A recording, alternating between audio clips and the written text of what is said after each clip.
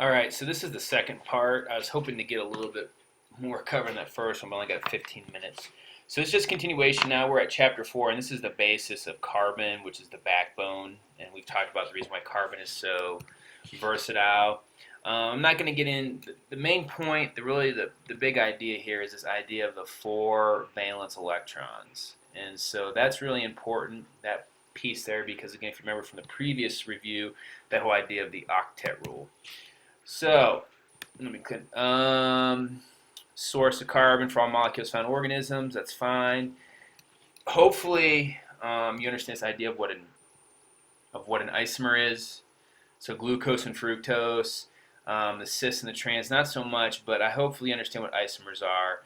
And we talked about like geometric atomers. And so the big thing, though, is structure determines function. I think we talked about the thalidomide issues. So that's the importance. The valence electrons is the key there. They talk about organic chemistry, specialized in organic molecules. Molecules that contain carbon, and I would add, actually, hydrogen here. Because people will say, well, it's about carbon dioxide. Well, that's really not organic. So. But that's basically, I mean, there's not a whole lot there. It's just talking about the importance of the valence electrons in the isomer part. And so, talk about hydrocarbons. That's chapter 4. Chapter 4 is pretty basic. Let me get back over here because I added some slides in. All right. So, chapter 5, though, the carbohydrates. So, this is where we focused on the carbohydrates, and so we've hopefully you understand their functions, energy storage, and that they're building blocks. We've got our monosaccharides, and hopefully you know your 1 to 2 to 1 ratio, pentose, hexose, we talked about that. I'm not going to get too much into the aldehydes or ketones at this point. Again, the new AP exam does not put so much focus on memorizing the functional groups and those kind of things, but a lot of diversity in carbohydrates. We have the straight chains and the ringed carbons. The one thing that I'm going to point out, which will come up later on, is this numbering issue. 1, 2, 3, 4, 5, 6. And so if we get, remember that 1,4 glycosidic linkage, the alpha and the beta. So there's that type of bond. There's your glycosidic linkage. So there's isomers and solution glucose changes back and forth. There's our disaccharides. I'm not going to expect you to like learn disaccharides or memorize specific types. However, glycosidic linkage there, 1,4 glycosidic linkage in this case. I think it's a 1,4. Yeah. But that's, again, covalent bonding, which is the key. There's our numbering again. I feel like I'm beating a dead horse right now. 1, 2, 3, 4, 5. And again, this will be important when we get into DNA and we get into this idea of the 3, 5. Polysaccharides, poly meaning, again, just many sugars together.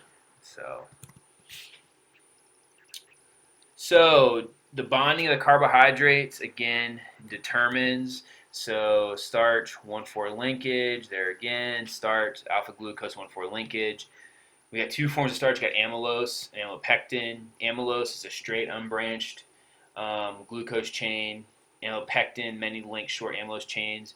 But for the most part, hopefully understand starch, you know, it's a storage product or storage, and so those of you that play sports, maybe the night before you eat a pasta dinner, you eat the starch because it'll take your body a little time to break that starch down through hydrolysis so that you can get access to that glucose. Glycogen, again, is what we store. Again, alpha glucose 1,4 linkage. Let me clear that real quick. Stored as granules, liver, muscle. We'll talk about when we talk about insulin and glucagon. We'll talk more about the importance of glycogen. But essentially, the whole point of the glycogen is, you know, controls blood sugar level. There's cellulose. That's one we cannot digest. It's beta glucose with a 1,4 linkage. So right there, again, we can't digest that because of it. Because we don't have the enzyme. Chitin, again, just another example of a complex carbohydrate or polysaccharide. So, lipids, diverse group, again, of hydrophobic molecules. So if you know by now, here's our fatty acid. Fats are basically triglycerol or triglyceride, store large amounts of energy right there. stores, let me get this, large amounts of energy. All right, not a polymer. A fat is one glycerol with 3 fatty acids, as we can see right here. Whoops, didn't want to do that. So fatty acid, fatty acid, fatty acid. Here's your glycerol, and this is unique here. So hopefully that branching, we've got our saturated, saturated, unsaturated. So saturated, no double bonds, unsaturated. Now the key here, again, I'm going to ask you specifically, saturated or solid at room temperature, and I went right over that. So solid at room temperature. The unsaturated, they have these double bonds, so they have kinks wherever the double bond is, and it prevents tight packing, so they're not as solid. These are liquid, so these are your oils. And polyunsaturated has many double bonds. Again, hydrogenated vegetable oils on food labels means unsaturated fats have been synthetically converted to saturated by adding hydrogen. Those are your trans fats. Peanut butter margarines are hydrogenated to prevent lipids from separating out as oil. So if you've ever gotten like legit peanut butter, like the organic stuff, a lot of times you may have the oil separated out. But again, their functions, as we said before, store energy, and they store lots of energy. Compact, adipose tissue, functions to cushion vital organs, things like that. Phospholipids, again, you should know which part is hydrophilic and which part is hydrophobic. We see the kink there, so we know it's unsaturated, but here's your fatty acid part. Excuse me, the fatty acid part. The fatty acid part's right here. But again, polar and nonpolar molecules. That's a review there. That shouldn't be too bad. Here's your cell membrane, the function of phospholipids. So again, if we've got water, hydrophilic, all this is hydrophobic. And again, the function of phospholipids, cell membranes, and again, these points here, hydrophobic tails toward the interior, hydrophobic heads towards the inside. Steroids. Excuse me. Here's your steroids. Again, lipid, 4 fused rings, so female sex hormone, male sex hormone, and then, so this should be pretty easy to identify. And then if we look down here at cholesterol, again, important precursor for all steroids, which we've talked about. So there's your cholesterol molecule there. Found in animal cell membranes, high density, it's good cholesterol. So your HDLs are high density lipoproteins, that's the good. LDLs are the bad. We're going to talk about that later. I didn't really get into it. And then, of course, our waxes. Proteins, this is our toolbox. There's a lot here about proteins. I'm going to try to keep this under 15 minutes. There's a lot of variety, like we said here, in their functions. The emergent properties determined by its conformation, which is basically its structure, how it's laid out. There's all the variety of functions, which we'll talk about. I want to focus on the amino acid, though, how to identify it. There's your R group. You got your amino group with your nitrogen there, carboxylic acid. So, again, 20 common amino acids by living things. We'll talk about those later. I'm not expecting you to memorize all those. Again, I'm not getting all the different groups. There's some polar, there's some non-polar, and then there's some aromatics. But again, I'm not going to get into all of that because it will overwhelm you. We will talk about this when we get into protein synthesis. But peptides, like we said, polypeptide, the peptide bond is a bond that occurs between amino acids via dehydration synthesis. So right here's your peptide bond. You need to recognize that on the test. So hopefully you're watching this like, oh, I know it's a peptide bond. So again, point away from each other. Real simple. Levels of proteinurization, primary, secondary. Again, with the secondary structure, hopefully the alpha helix and the beta pleated sheets. The helix, that spiral, and that pleated like a sheet. Tertiary structure, you need to know the types of bonds in each one of these. So tertiary, you got the disulfide, you got your hydrophobic interactions, ionic interactions, hydrogen bonding. So you got a lot going on in this tertiary structure. And so a lot of times when denaturing occurs, it's because of this tertiary structure. And then again, it's quaternary. It's protein made of more than one amino acid chain. What do you call it? 2 or more, you got the peptide. polypeptide, and if it's folded, it's a protein. So we have peptide as the bond, when 2 or more, chain of many, and then when it's folded, 3D structure. Final over proteins can be fibrous or globular, which again we will see a little bit later. We did talk about sickle cell.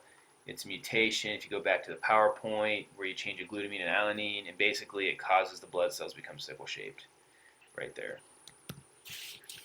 This is all denaturing. These are all factors that would affect the conformation. So hopefully understand what denaturing means.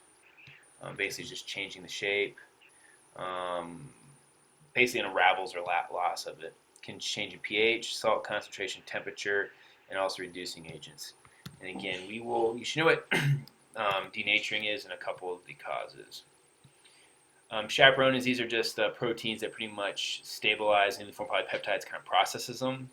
I didn't spend a whole lot of time on these right now because when we get to protein synthesis, we'll spend more time on them. There is some things I haven't talked about yet, but aggregation, that clumping, like in mad cow disease and Alzheimer's, but the chaperones, again, I'm going to save that for a later chapter. And then we will talk about, real simple glycoproteins, nucleoproteins, and lipoproteins. Last one is nucleotides, nucleic acids. Again, the big thing is their function. We've got DNA and RNA, real simple, the basic structure. You got nucleoside, which is the base and the sugar. The nucleotide, you need to know these 3 parts, nitrogen base, sugar, and phosphate. Difference between purines and pyrimidines will be very helpful to you. Purines are 2 rings, pyrimidines are 1 ring. So I would be familiar with these structures. And again, ribose and deoxyribose there. Nucleotides, again, have 1, 2, or 3 phosphate groups. These are high energy bonds. And then another thing when we name nucleotides is a name for the base and number of phosphate groups. So for example, ATP has 3, cytosine diphosphate has 2, GMP has 1, guanosine monophosphate. So important nucleotides, there's ATP. We haven't talked about cyclic AMP yet, or CAMP, the second messenger. We'll get there. So it's not going to be on there. Coenzymes are not going to be on there yet because I will talk about those later when we get into vitamins. So some of this stuff I have not talked a whole lot. We'll get into this later. We'll talk about coenzymes in a little more detail later. There's just too much on this test as it is. Nucleic acids. Dehydration synthesis forms that polymer. Phosphate sugars form the backbone. So phosphate linkage, again, there's that 3-5 idea. This is where the bonding occurs. 3 and a 5. So here's a 3, 5. 3 end, 5 end, 3 end, 5 end. So RNA is a single strand, sugar's ribose, and has A, U, G, and C. So a little different than the DNA. And there's just the subunits. DNA, again, you're going to have to know the differences between these two. We've got double-stranded, you got your ribose, there's the bases, runs an anti-parallel, which we'll get to when we get to replication. Hopefully you can read that. And purines bonds of pyrimidines. Chargrasser we'll talk about later, but then again, there's our double helix.